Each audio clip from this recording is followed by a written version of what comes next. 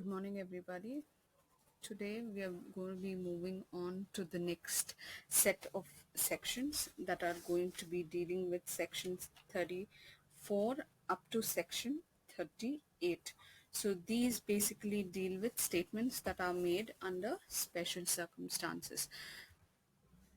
Now, the first section that we will be looking at today is section 34. Now, section 34 basically deals with proving entries that are made in books of accounts. So strictly, we are restricting ourselves to trying to prove the entries that are made in books of accounts. Now, say that in a case where A has lent money to B and he has filed a suit for recovery of money. Now, if he has any kind of a proof which is in the books of accounts, which has entries to show that B has borrowed money from him, then section 34 says that he will be allowed to bring this books of account that is reflecting the entry as a relevant fact to be able to be made admissible. So here there are certain small conditions that section 34 lays down. It says that you will be allowed to bring in any books of accounts that are having entries, and it has to be relevant to the case that is there on hand. Second thing it says is that it should necessarily be those entries or those books of accounts, whatever you are trying to produce, should have been maintained or kept in the course of business. So it is not some document that has been made for this purpose, later cooked up. The answer is no. You cannot produce any kind of a book or memorandum or any kind of a note that you have to be able to be produced later to prove what you're trying to say. No. It should have been maintained by this person in the regular course of that business, and then you will be allowed to prove it or bring it or make it admissible into the court of law. But merely producing this particular books of account which has the entry is by itself not going to be sufficient to make the opposite party liable. You will have to bring in other independent evidence to be able to show that B is in fact liable. What all do you have to bring as independent evidence? You will have to have the basic documents. If by chance he has given a pro note or he has given you a check and that check has bounced, you will have to produce all those things. The other witnesses who may have been present over there when the money was being lent, these things have to be brought in to prove that B is in fact liable.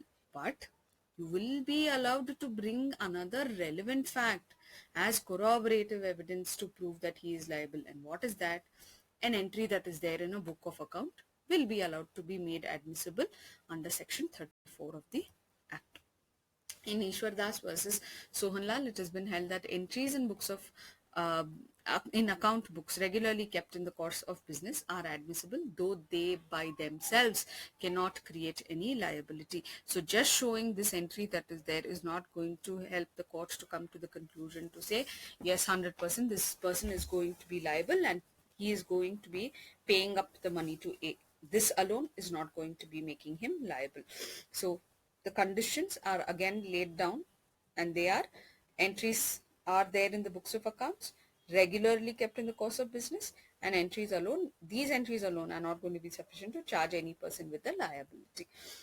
Now, coming to the interpretation of the words regularly kept, does it mean that everybody who is trying to produce the books of account should have followed a particular set of rules? The answer is no, because it is just going to be that you have technically kept it in a correct manner, but it is not necessary that there should be some set of rules or system that you're following for the purpose of keeping it. Even the roughest memorandum of accounts that is kept by a petty shopkeeper is made admissible under section 34. The only thing the court will look at is whether it is an honest entry that is made or whether there is falsification of accounts.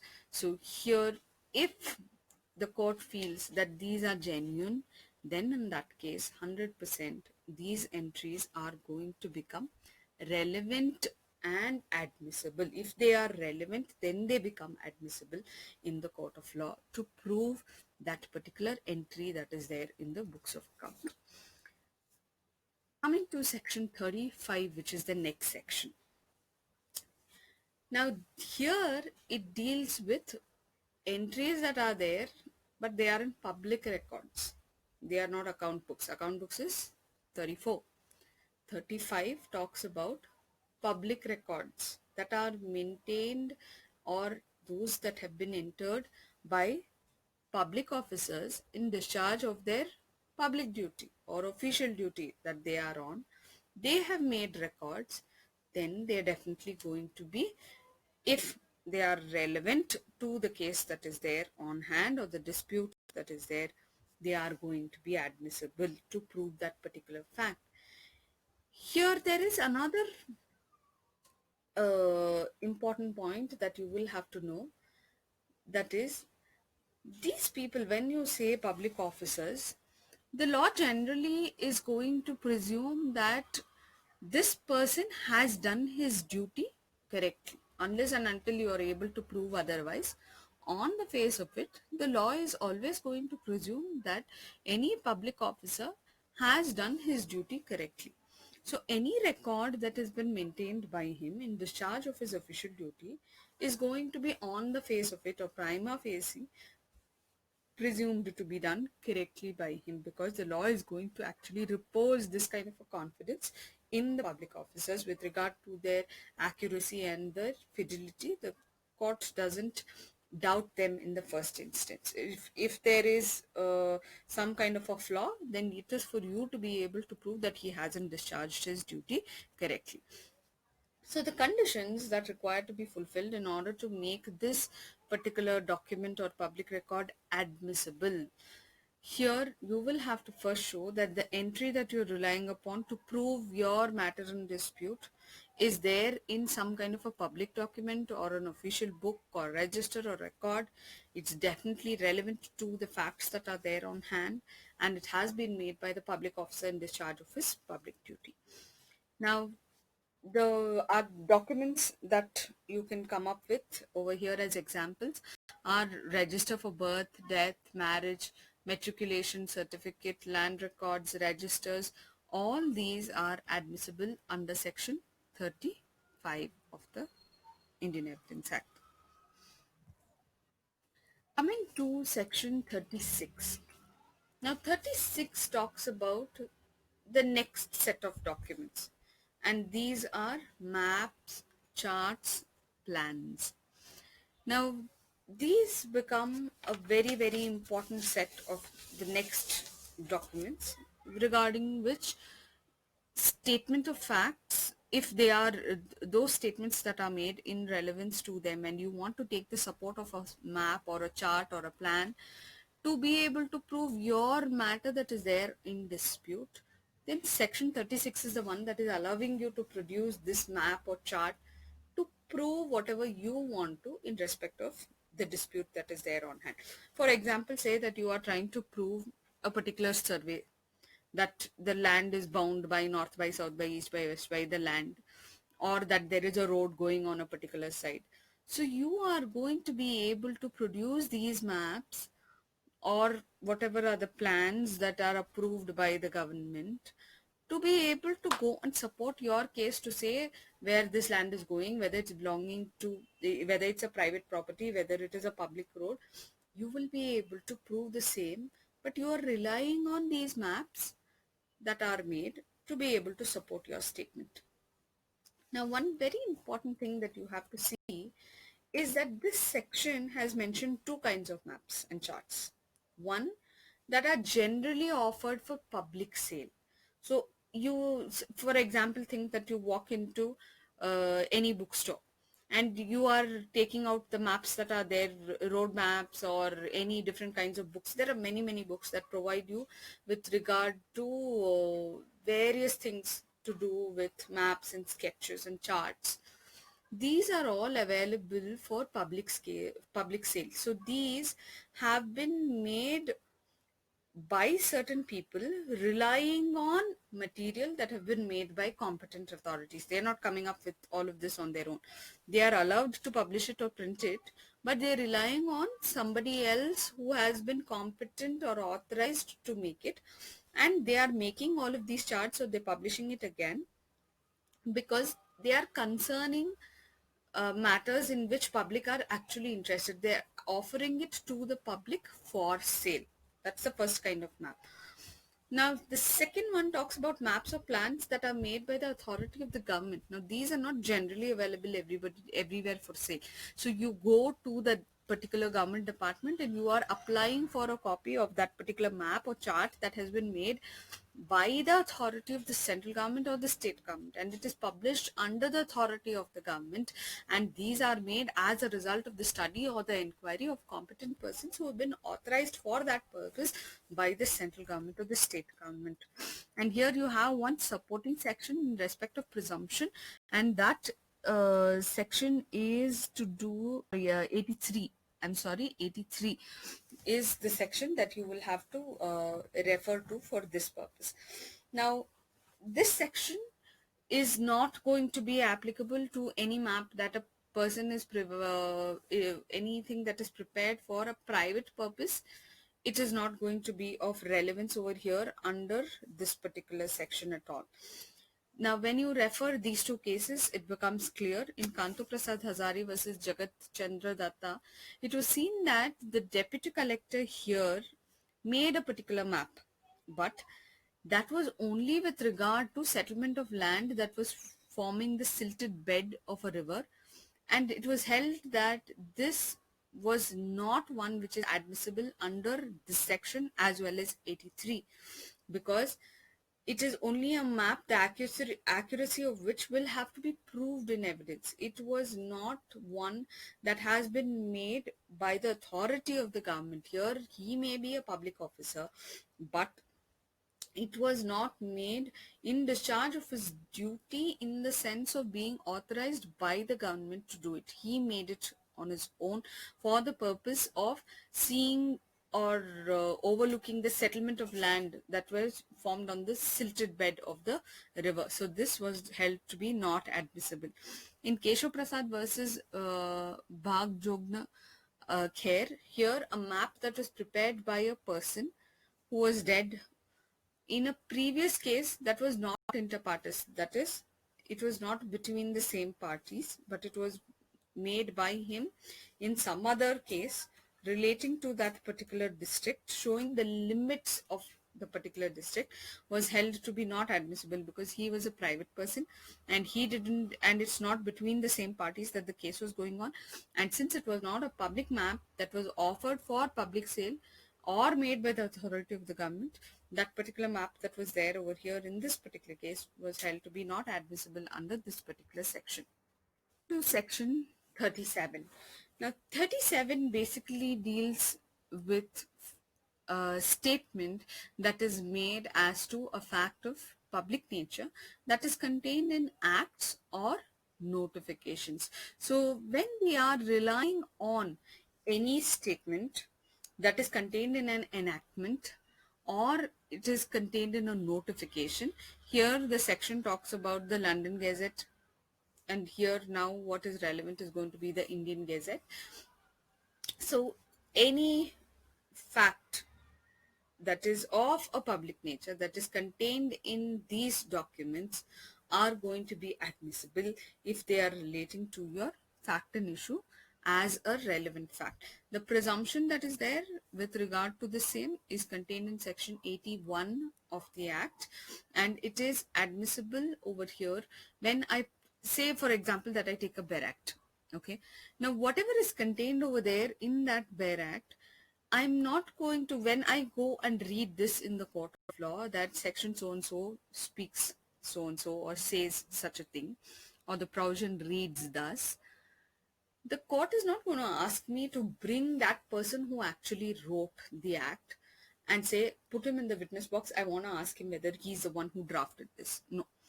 Whatever is there in that Bare Act or in the notification that has been issued by the government, it is going to be accepted even without testing the truth of it. I am not going to put the person who made the notification or made the enactment into the witness box or test him or cross-examine him in any way. I am going to accept that there is a truth to whatever is there. The presumption that is there, that it is genuine, is contained in section 81 of the Act. So here, the section that is making it relevant as a piece of evidence that can be produced before the court of law is section 37. So in Vimla Bai, who is dead, represented by her LRs, versus Hiralal Gupta and others, the Supreme Court has held that Section 37 of the Evidence Act postulates that any statement made in a government gazette of a public nature is a relevant fact. But here, neither Section 37 nor 81 compels the court to take for granted the truth of the matter that is stated in the record, whatever is there. The court has to find out what is the relationship that is there between facts that are officially stated in this enactment or notification, what are the facts in dispute, and whether this fact in dispute is of public nature or not. So only if all of these are satisfied, then the court accepts that whatever is mentioned in that notification is relevant, then it's going to go ahead and make the presumption under 81 that it is genuine. But in order to be admissible, you will have to show three things. One, you have to show what these facts are, whether these facts that are there in the enactment or in the notification is having a connection to your fact and dispute, and that they are of public nature. If that is the case and the court is satisfied with regard to the same, then it becomes a relevant fact that becomes admissible. The last section that is there is relevancy of statements as to any law that is contained in law books.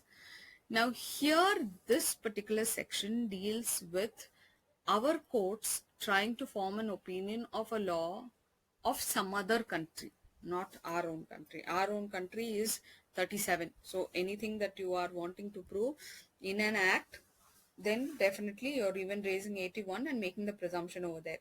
Now 38 talks about those laws that are brought in to our courts to decide the matter in dispute, but the law that is there is of another country. Then there are two things that are over here.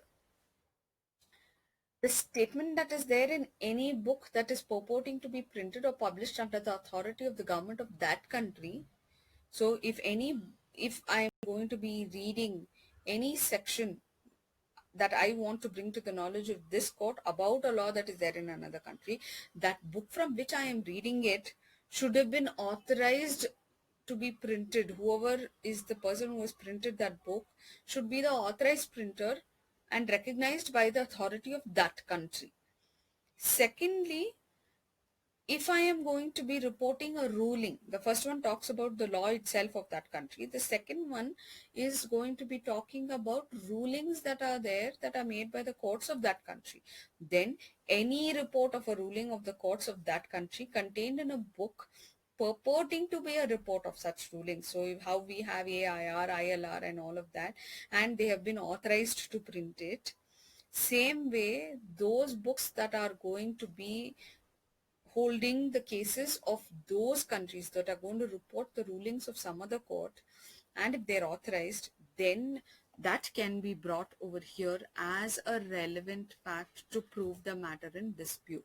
But if it is going to be a statement in an unauthorized translation, in the sense the government has not authorized it or supported whatever translation is made in those books, no, you will not be allowed to make it admissible under raising section 38. If you're bringing an expert to talk about a foreign law, then that is going to become his opinion that is relevant under section 45, not over here.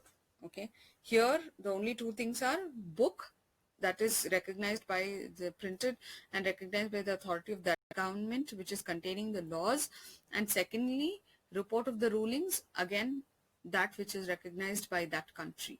You will not, if you're bringing in an expert to talk about the foreign law, then it is going to be relevant under section 45 and not under this section. No court can take judicial notice of the laws of a foreign country. Now, when we are talking about our own country, we are required to take judicial notice of the fact. What is judicial notice? That I am going to accept a particular fact even without further proof. So today, if I am saying that this is what Indian Evidence Act Section 6 says or talks about res gestae, I am going to, if I go and talk about it in the court of law, the court of law is going to take judicial notice that this is what it is. It's not going to ask me for further proof in respect to it. But when I am trying to be bringing in a foreign law into my court, in my country, then in that case, the court is not forced to take any judicial notice of that foreign country's law. It is that I will have to prove it just like any other fact. I will have to prove that particular fact. The only way, two ways of proving it is books that are authorized by the government that has been published under that authority, or a report of rulings again that is published under the authority of that government is going to be the one that is available, that is admissible. So these are the sections that are basically going to be dealing with the statements that are made under special circumstances. Thank you.